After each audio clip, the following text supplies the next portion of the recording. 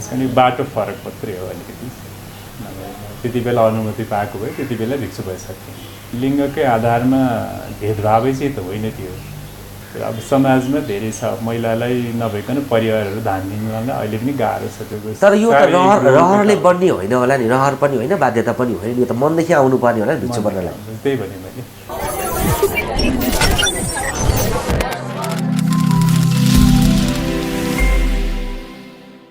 सुनिल बाबु पन्त। सुनिल बाबु पन्तको संसदमा प्रतिनिधित्वसँगै दक्षिण एसियाका देशमध्ये नेपाल यौनिक तथा लैङ्गिक अल्पसङ्ख्यक व्यक्तिलाई संसदमा प्रतिनिधित्व गराउने पहिलो देश बन्यो। 2064 सालमा भएको पहिलो संविधान सभा निर्वाचनमा समानुपातिक कोटामा पन्त सभासद बन्नुभएको हो। नेकपा संयुक्तबाट संविधान सभामा पुग्नुभएका पन्तले पार्टी निर्देशनसँगै आफ्नो समुदायमा रहेका यौनिक तथा लैङ्गिक अल्पसङ्ख्यकको वकालत गरेको एउटै टिममा बसेर काम गरेका सभासदहरू सम्झन्छन्। असोज 3, 2072 जारी भएको नेपालको संविधानमा लैङ्गिक तथा यौनिक अल्पसङ्ख्यक शब्द लेखाउन पन्त सफल बन्नुभयो। नेपालमा महिला पुरुष जस्तै लैङ्गिकता भएका अल्पसङ्ख्यक छन् भन्ने पन्तले स्थापित गर्नुभयो।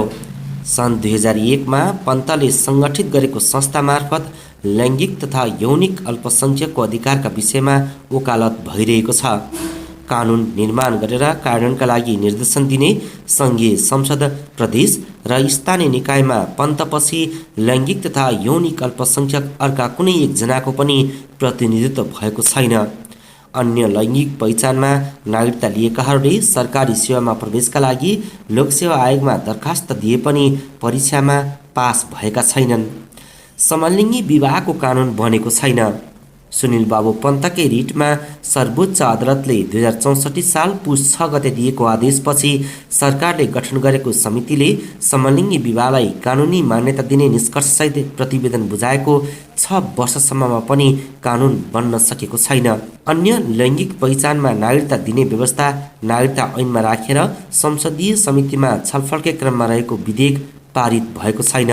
पन्तको बहिर्गमनपछि लैङ्गिक तथा यौनिक अल्पसङ्ख्यकको विषयमा उल्लेख गर्ने थप उपलब्धि छैन। बेलायतमा बस्दै आएका पन्त धेरैलाई पत्याउन मुस्किल पर्ने गरी भिक्षु बन्नुभएको छ। उहाँ अहिले भिक्षु कश्यप बन्नुभएको छ। एक समय नेपालमा 750 जना भन्दा धेरैलाई काम दिने पन्त किन भिक्षु बन्नुभयो?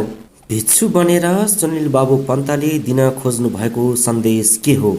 भिक्षुहरूमा यौनिक तथा लैङ्गिक अल्पसङ्ख्यकको विषय उठान हुन्छ कि हुँदैन? त्यहाँभित्र यो समुदायको प्रवेशलाई कतिको सहज रूपमा लिन सकिन्छ? भिक्षु बन्नुभएका सुनिल बाबु पन्त भिक्षु कश्यपसँग गरिएको बाँकी कुरा मलाई लाग्छ यो भिक्षु हुनु भनेको चाहिँ तपाईँको यो सांसारिक मायाजाल भन्छ नि हामी होइन, सामान्य बोलिचालीको भाषामा। त्यसबाट तपाईँको चाहिँ यो दिगो अनि शान्ति सुख चाहिँ मिल्दैन भन्ने अब त्यो सबै महापुरुषहरूले भनेको कुरा हो। बुद्धले पनि भन्नुभएको छ, त्यो अरूले भनेको पनि त्यही हो। यो सांसारिक मायाजालमा सांसारिक यो प्रवृत्तिमा बसेर चाहिँ दिगो शान्ति सुख आउँदैन।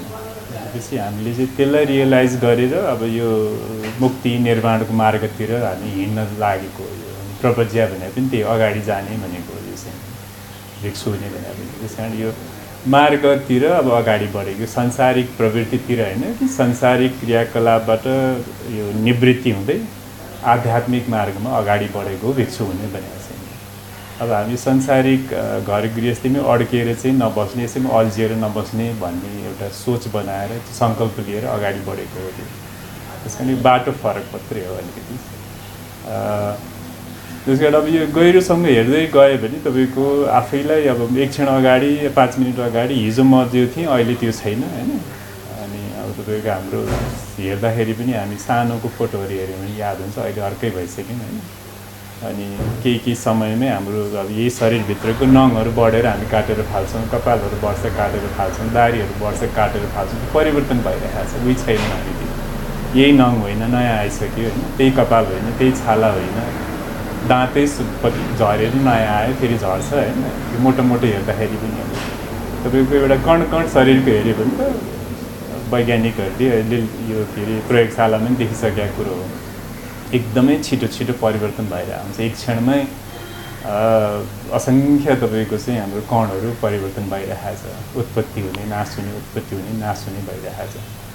भनेपछि यो अनित्यतालाई देख्न सक्यो भने अनि यसबाट चाहिँ हाम्रो आसक्ति छुट्छ, तृष्णाहरू छुट्छ।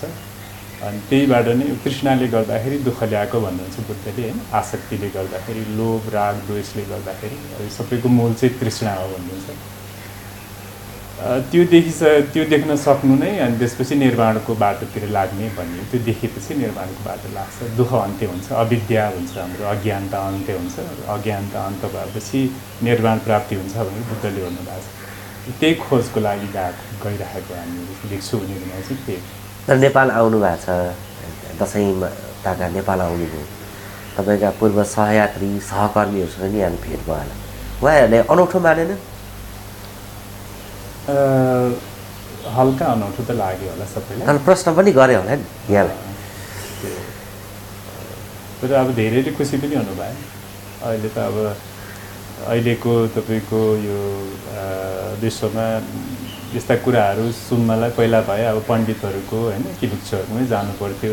अलिकति त्यो बौद्धिक हिसाबमै बुझ्नको लागि अहिले त इन्टरनेटबाट आफै पनि बुझ्न सकिन्छ, किताबहरू उपलब्ध छ, टेलिभिजनहरू छ होइन। अनि सोसियल मिडियाहरूमा सुन्न पढ्नलाई त्यति गाह्रो छैन।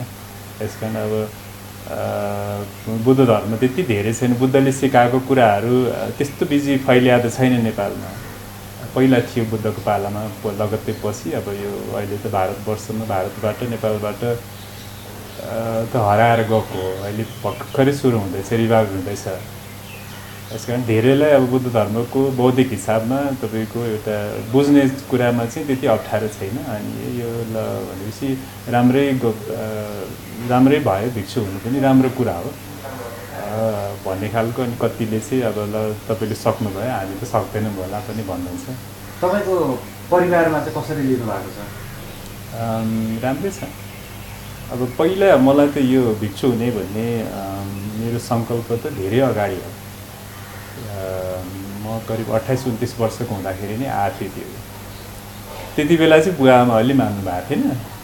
त्यसपछि अब यहाँ चाहिँ बुवा आमाको अनुमति नभइकन अगाडि बढ्ने भिक्षु हुने चाहिँ त्यति राम्रो मानिँदैन। त्यही भएर अनि मैले त्यति बेला सायद समय भएको छैन होला भनेर रोकेर बसेको। अनि ब्लू डायमन्ड सोसाइटीहरू यताउता काम गरेको पछि हो, त्यति बेला पछि हो। त्यति बेला अनुमति पाएको भए त्यति बेला भिक्षु भइसक्थेँ। तपाईँको पहिलाको दैनिकी र अहिलेको दैनिकीमा कस्तो फरक छ? तपाईँ पहिला बिहानदेखि बेलुकासम्म के गर्नुहुन्छ, अहिले के गर्नुहुन्छ?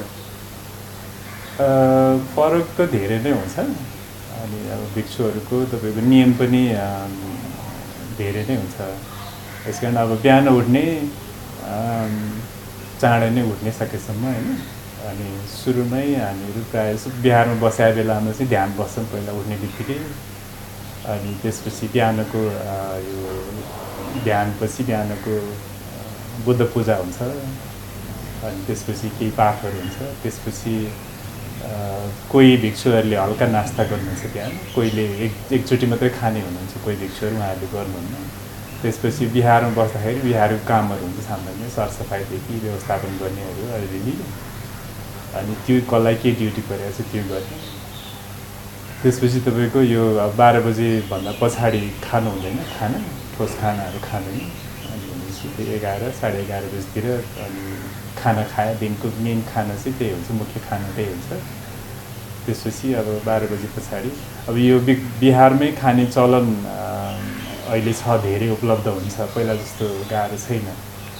नत्र पहिला भए अहिले पनि केही ठाउँहरूमा चाहिँ तपाईँको यो भिक्षाटनको लागि पिण्डपातको लागि जाने भन्छन्, भनेको भिक्षा माग्न जाने चाहिँ कहीँ गर्छन्। त्यो बुद्धिस्ट कन्ट्रीहरूमा अहिले पनि भिक्षुहरू बिहान चाहिँ त्यही 8 बजे 9 बजीतिर चाहिँ अनि उहाँहरू हिँड्नुहुन्छ आफ्नो भिक्षा पात्र लिएर भिक्षा माग्नको लागि। अनि भिक्षा मागेर त्यही 11-12 बजे अगाडि खाइसक्नुहुन्छ। त्यसपछि अब कोही बेलामा चाहिँ अब त्यो उपासकहरू हुनुहुन्छ जो चाहिँ बुद्ध धर्मप्रति आस्था छ, श्रद्धा छ, उहाँहरूले बोलाउनुहुन्छ भिक्षुहरूलाई। अनि उहाँहरूले चाहिँ त्यही दान गर्ने भन्छन्, भोजन दान गर्ने। अनि त्यति बेला चाहिँ अब उहाँहरूको केही छ भने अनि सामान्य घरमा केही कार्यक्रम राखेर छ भने त्यो सम्बन्धी पूजाहरू पनि गर्न पनि मिल्छ, भिक्षुहरू गएर त्यो पनि गरिदिनुहुन्छ। नत्र यो के अरे धर्मदेशना भन्छन्, अनि जो उपासकले बोलायो उहाँहरूले आफ्नो परिवार आफन्त छिमेकीहरूलाई बोलाउनुहुन्छ, त्यहाँ बुद्ध धर्मको बारेमा चाहिँ कुराहरू प्रवचन जस्तो भनौँ न अहिले त्यस्तोहरू हुन्छ। अनि उहाँहरूले अब भोजन दान गर्नुहुन्छ, भोजन गरेर अनि त्यसपछि आउने हुन्छ। त्यसरी अब बेलुकाको चाहिँ त्यही हो सामान्य, अब जति धेरै ध्यान गर्न सक्यो त्यति राम्रो मानिन्छ भिक्षुहरूको, त्यो चाहिँ सबैलाई नै लागु हुने कुरा हो। अनि साँझ तपाईँको फेरि बुद्ध पूजा गर्ने चलन हुन्छ बिहार बस्दाखेरि, त्यही अनि बुद्ध पूजा गऱ्यो अनि साँझ राति आफूलाई जतिसम्म ध्यान गर्न मन लाग्छ ध्यान गर्ने। अनि अब आफ्टरनुनमा चाहिँ प्रायः जसो मेरो अहिले अब अध्ययनमा भर्खरै हो, अनि औपचारिक अध्ययन भएको थिएन, त्यो हिसाबले पढ्ने कुराहरू एकदमै धेरै छ। त्यो अध्ययनमा समय पनि 2-3 घन्टा दिनको जान्छ। तपाईँ भिक्षु हुनुभन्दा अगाडि त विभिन्न काम गर्नुहुन्थ्यो, विभिन्न पेसामा आबद्ध हुनुहुन्थ्यो, त्यहाँबाट अर्थोपार्जन गर्नुहुन्थ्यो र जीविका चलाउनुहुन्थ्यो। अब तपाईँ कसरी अर्थोपार्जन गर्नुहुन्छ, तपाईँको जीविका कसरी चल्छ भिक्षु भइसके पछाडि? यो हामी सङ्घमा सामेल भइसकेपछि सङ्घले चाहिँ नि व्यवस्था गर्छ, सङ्घलाई सपोर्ट गर्ने भिक्षुहरूको सङ्घ हुन्छ। अनि सङ्घलाई भिक्षुहरूलाई चाहिँ अनि यही उपासकहरूले आम जनसमुदायको दानमा चाहिँ आधार हुन्छ। त्यस कारण हामी एकदमै अनुग्रहित हुनुपर्छ जनसमुदायप्रति, उपासकहरूप्रति।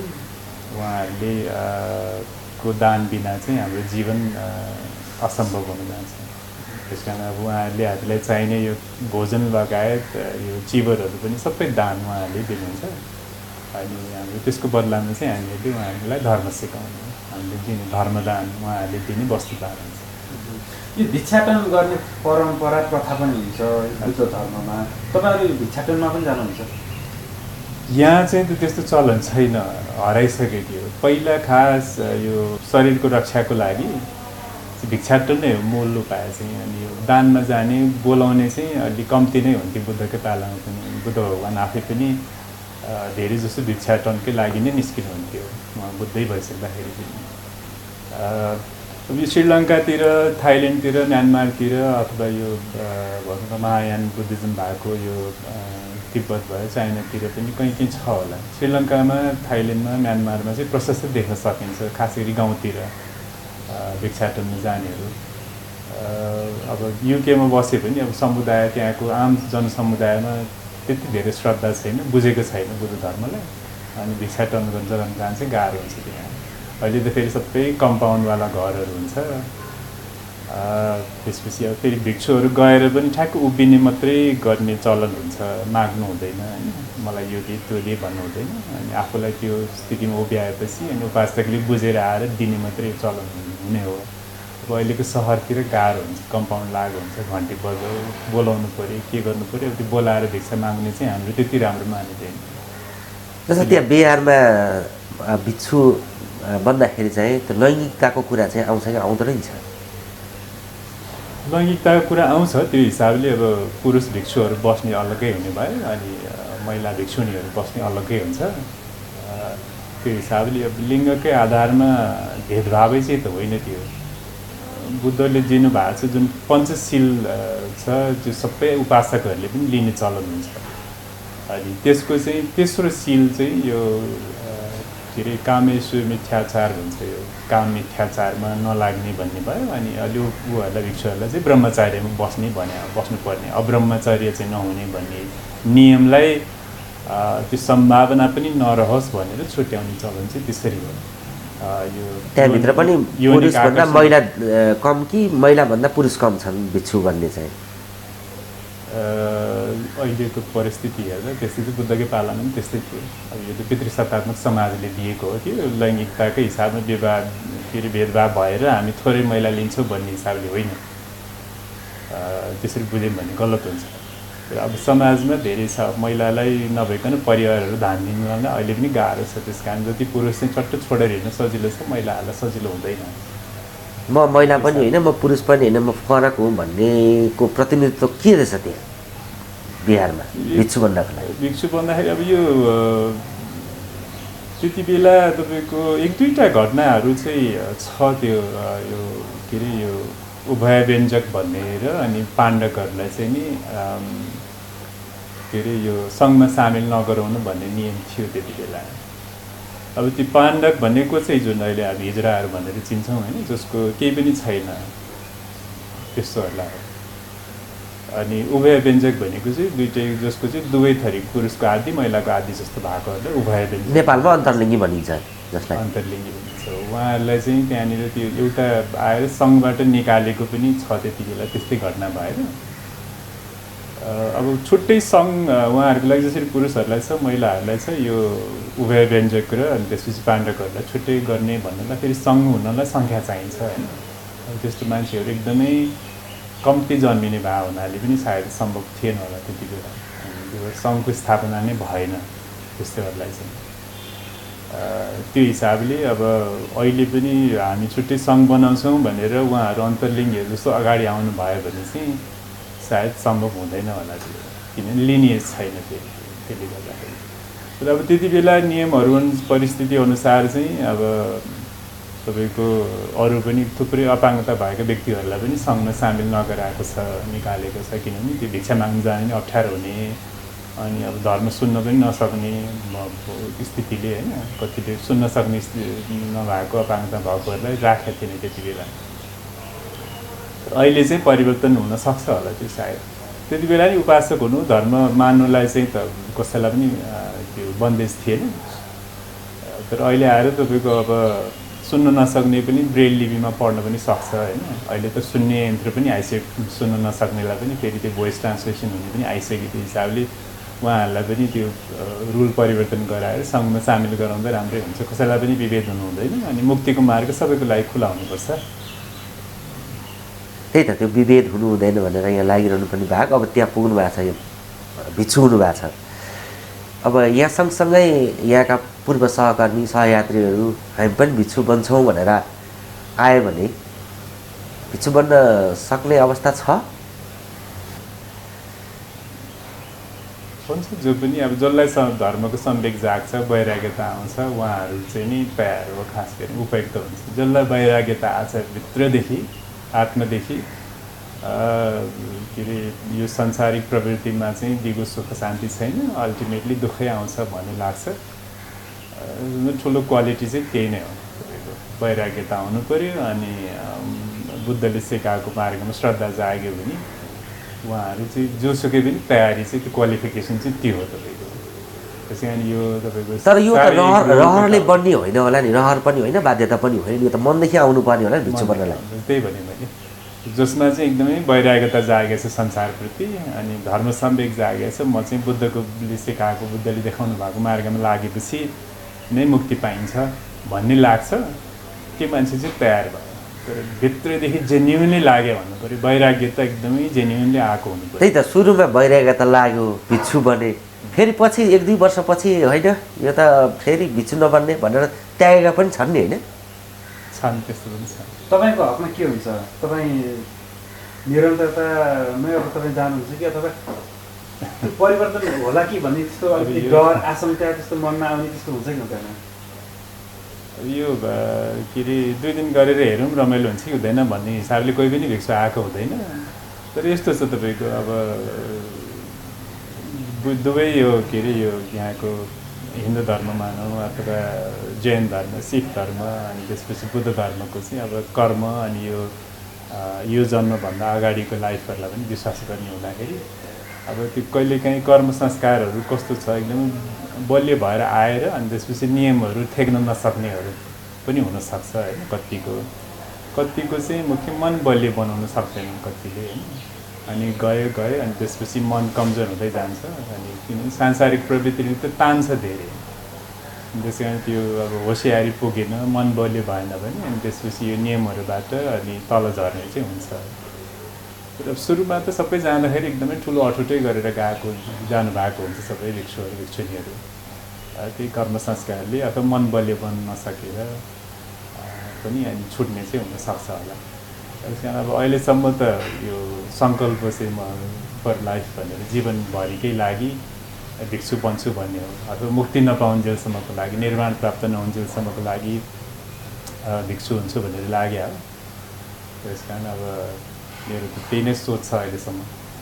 कतिपय यसलाई भिक्षुहरू बुझ्नुपर्छ। चाहिँ कतिपय भिक्षुहरू चाहिँ राजनीतिमा पनि सक्रिय भएको देखिन्छ। यहाँको के छ राजनीतिमा आउनु? फेरि अब अब राजनीति छोडेर भिक्षु भएको फेरि उल्टो होइन, भिक्षु फेरि राजनीतिमा आउँछ नि, खै अब त्यो चाहिँ त के छ? उहाँहरूको व्यक्तिगत विषय होला। भिक्षु भनेपछि त सांसारिक क्रियाकलाप त्यागेको हुनुपर्छ। भनेको राजनीति यता यो कुनै को चासो पनि हुँदैन, त्यसको वास्ता पनि हुँदैन त्यसमा। चासै नहुने त थिएन। बुद्ध भगवान्कोमा त्यति बेलाका ठुल्ठुला चक्रवर्ती राजाहरू महाराजाहरू आउँथे होइन, अनि राजनीतिक कस्तो हुनुपर्छ, राज्य कसरी सञ्चालन गर्ने भनेर बुद्धले दिनुहुन्थ्यो। चासै नहुने र बोल्नै नहुने भन्ने त होइन। अब उहाँले चाहेको भए तपाईँको बुद्ध चाहिँ अब आफ्नो यो कपिलवस्तु राज्यको राजकुमार होइन, राजा हुनेवाला त्यो छोडेर भिक्षु हुनुभयो। अनि बाटोमै जाँदाखेरि त्यति बेलाको बिम्बिसार भन्ने अझ ठुलो राज्यको राजाले चाहिँ आधी राज्य लिएर चलाऊ, तिमीसँग भिक्षु भएर नहिँड भनेर दिनुभएको थियो, अफर गर्नुभएको थियो। बुद्धले लागेन त्यो, ठुक्राउनु भयो त्यसरी। त्यस कारण अब उहाँले चाहिँ फेरि त्यति बेला बुद्ध भइसकेपछि म राजा बन्छु भन्नुभएको सबैले दिन्थे। उहाँ कपिलवस्तु फर्केर आउँदाखेरि अब तपाईँले सम्हाल्नु पऱ्यो भनेर बुद्ध भगवान्ले अफर पनि गरेका थिए। तर उहाँ त्यो चाहिँ त होइन, सांसारिक प्रवृत्ति त्यागेको हो भिक्षु हुने भनेपछि। कोही कोही भिक्षुहरू आउनु भएको छ, सायद उहाँहरूको अब यो राजनीति नै गर्छु भन्ने रुचि भन्दा पनि त्यहाँ आएर केही धार्मिक रोलहरू केही खेल्न सकिन्छ कि होइन, समाजलाई अझ उन्नत बनाउन सकिन्छ कि भन्ने हिसाबले आउनु भएको भए एउटा कुरा भयो। हो, त्यस्तै रोल तपाईँको पनि आवश्यकता भयो भने त्यहाँ बसेर मलाई चाहिँ लाग्दैन आवश्यकता हुन्छ भनेर होइन। त्यस कारण यो अब एक दुईजना एक्सेप्सन होला, त्यो राम्रो त्यो के अरे एउटा चेतनाले जानुभएको होला भन्ने विश्वास लाग्छ है। तर आम भिक्षुहरू जाँदैनन्, जानु पनि हुँदैन त्यसरी सांसारिक क्रियाकलाप। धेरै प्रश्न गर्छन्, यो अब तपाईँले सोध्नु भएन होइन, म आफै गर्न खोजेको चाहिँ धेरैले भिक्षु नै किन हुनुपर्छ, यत्तिकै संसारमै रहेर पनि तपाईँको चाहिँ मुक्ति पाउन सकिँदैन भन्छन्। सकिन्छ होला, तर अब यो होस गुमाउन एकदमै सजिलो छ यो संसारमै रहेर। एक क्षण पनि होस गुमाउने बित्तिकै अनि पाप चाहिँ तुरुन्तै आउन, यो अकुशल चित्त भनौँ न त्यसलाई, पाप भन्ने शब्दको अर्थ लाग्ला फेरि यहाँनिर। होस नगुम्नको लागि भिक्षु बन्ने त्यसले सजिलो बनाउँछ। भिक्षु भएरै होस नलागेको नि थुप्रै पाइन्छ, सन्यासी भएरै होस नलागेकोहरू, योगी भएर होस नलागेकोहरू हुन्छ होला। तर त्यसले वातावरण चाहिँ तपाईँको सजिलो बनाइदिन्छ होस पुर्याउनको लागि। अनि वातावरण सबै आफूभन्दा सिनियरहरू जो त्यो मार्गमा हिँडिसकेका हुन्छन्, उहाँहरूबाट प्रेरणाहरू शिक्षाहरू पाइराख्न सकिन्छ। त्यसले गर्दाखेरि सङ्घमा बस्नु भिक्षु हुनेले चाहिँ सजिलो बनाइदिन्छ, यो होस यो जागरुकता बनाइराख्नुलाई चाहिँ। हस्, यहाँले व्यस्तताका बिच पनि समय दिनुभयो, धेरै धेरै धन्यवाद छ। हुन्छ, अब यो यहाँहरूलाई धन्यवाद। अनि यहाँहरूको कारणले अब म दर्शकहरूसम्म पुग्न सकेँ। अनि त्यसपछि अब म पनि नयाँ भिक्षु हो, धेरै अध्ययन गर्नुपर्ने, धेरै कुराहरूको अभ्यास गर्नुपर्ने बाँकी नै छ। अब म जुन मार्गमा लागेको छु अब यो त्यति सजिलो र छिट्टो हुने पनि होइन। त्यस कारण अब कयौँ जन्म पनि लाग्न सक्ला। तर अब यहाँहरू सबैको साथ मिल्यो, त्यसपछि अनि यहाँहरूले पनि अब राम्रो सोच विचार राखिदिनु भयो भनेदेखि हामी जस्तो भिक्षुहरूलाई सजिलो हुन्छ अगाडि बढ्नको लागि भन्ने हो। अब जाँदा जाँदै चाहिँ म सबै अब नेपालीहरू लगायत विश्वमै जुन आक्रान्त हुनुभएको छ यो कोरोना भाइरसको कारणले गर्दाखेरि, सबैको चाहिँ यो भाइरस को जुन यो महामारी छ त्यसबाट चाँडै उन्मुक्ति होस्, यहाँहरू सबैको जीवनमा, त्यसपछि पारिवारिक सुख शान्ति समृद्धिहरू स्वास्थ्य बढोस् भन्ने कामना गर्न चाहन्छु। र बुद्ध धर्म सङ्घले यहाँहरू सबैको चाहिँ रक्षा होस्, यहाँहरूको प्रगति होस् भन्दै म पनि यहीँबाट बिदा हुन्छु। हस्, धन्यवाद।